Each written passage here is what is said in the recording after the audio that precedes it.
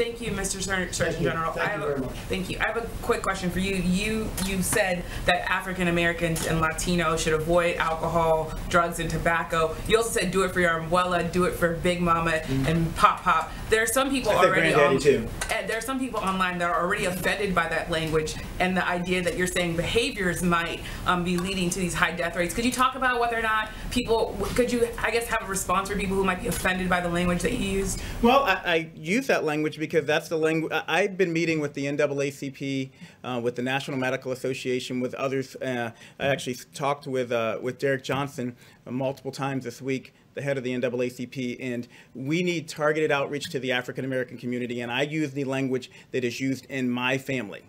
I have a Puerto Rican brother-in-law.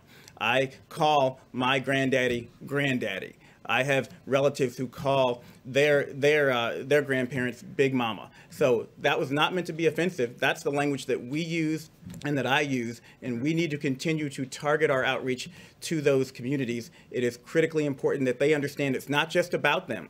And I was very clear about that. It's not just about what you do, but you also are not helpless. We need to do our part at the federal level. We need people to do their parts at the state level, and we need everyone, black, brown, white, whatever color you are, to follow the president's guidelines, the coronavirus guidelines, and do their part. Because when I talked to the NAACP 3 weeks ago, it's important to note that one of the things they asked me was, can you help dispel the myths in this community that people actually can't get coronavirus if they're black? That was a myth that was out there that's actually very important for us to squash here.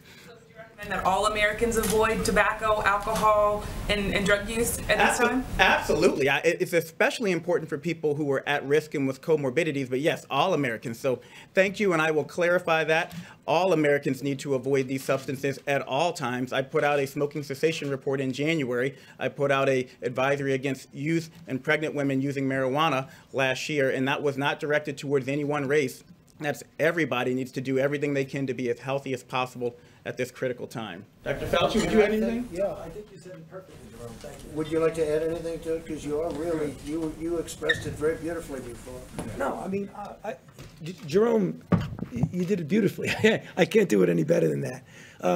And I know Jerome personally, and I can just testify that he made not even a hint of being offensive at all with that comment. I thought that was appropriate. Thanks.